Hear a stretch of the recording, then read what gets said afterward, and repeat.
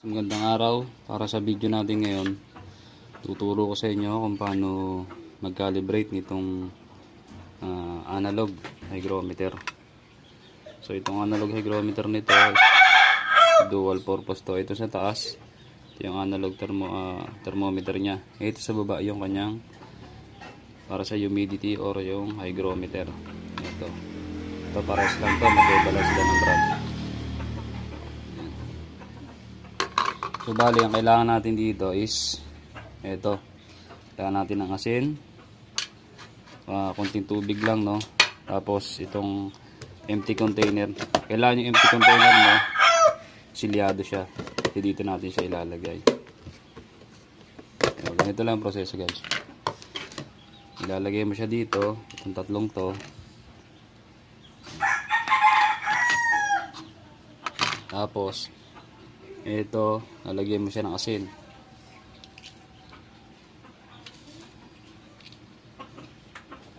At medyo punuin nyo lang siya, guys. Yan, punuin mo siya, guys.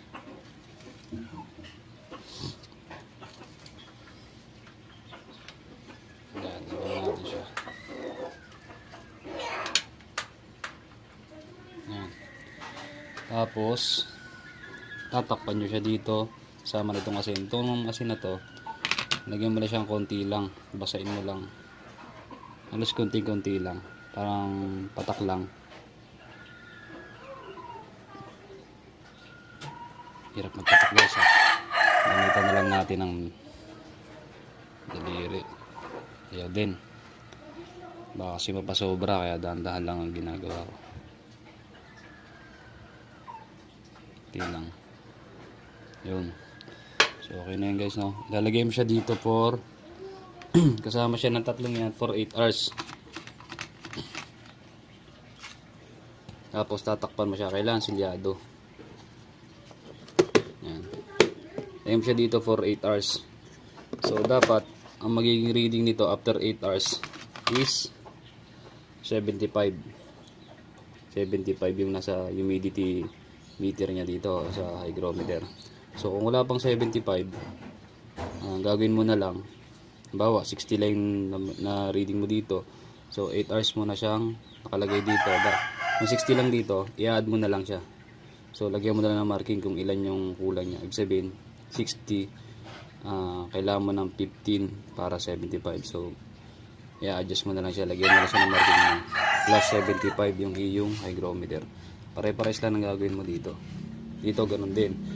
Kung 60 halimbawa ay na-reading mo dito or 70, so kulang pa siya ng 5, lagay mo na lang dito sa likod ng, lagay mo na lang siya ng marking na kulang siya ng 5 para sa next mong reading, mababasa mo na yun yung kulang niya para sakto sa 75 degrees.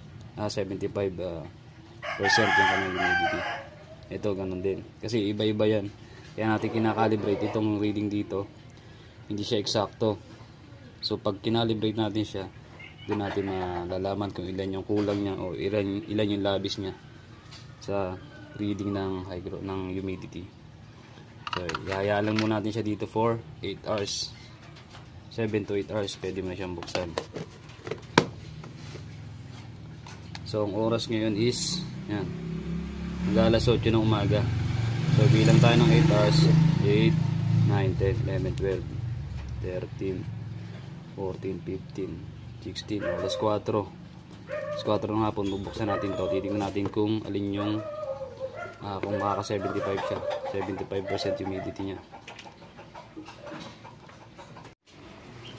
So yun, guys, no, lumipas na rin yung 8 hours. So alas 4 na rin. Bubuksan na natin itong kinalibrate nating hygrometer. So dapat masusukat natin sa kanila is 75% humidity, no? Ayan, guys, surprise. So yun, guys, no. So ito nasa 55 lang siya kung babasahin nyo mabuti, no. So pagka ganyan, sa bilis nga bumaba, no, i-additional mo na lang siya. Kung 55, lagay mo na lang siya dito ng plus 20. So itong isa sakto lang, no, nasa 75. So okay, itong isa Yung isa nasa mga 40 lang to. 45. Lagyan natin 45. Ibig sabihin kulang siya ng 35. So lagyan lang natin dito plus 35. Yan.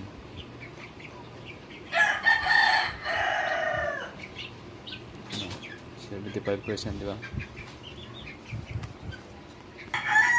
So mali pala guys, no, kung 45 to, 30 lang pala. Okay. 30 lang plus 30 lang ilalagay natin dito. Ayan. Para pag sinalang nyo sa incubator, makikita nyo, i-add nyo na lang yung ilagay nyo dito pagkatapos ng calibration. Kasi talaga, hindi talaga sakto tong reading ng mga hygrometer na to. Dito talaga. Katulad yan, bilis nga bumaba kasi nung pagkabukas natin, baba agad siya kanina. Nasa kanina 55. So plus 20, tulad niyan 40 na reading niya, so plus 20, 60% na yung kanyang humidity. So ito ganun din, kung 60 na yung kanyang humidity, so ito sakto pala yung reading nito, so hindi na tayo naglagay. Ayan. Yun lang guys, no, sana may natutunan kayo sa ating bagong shinare na kalaban. Pa-subscribe na lang at saka like guys. Thank you.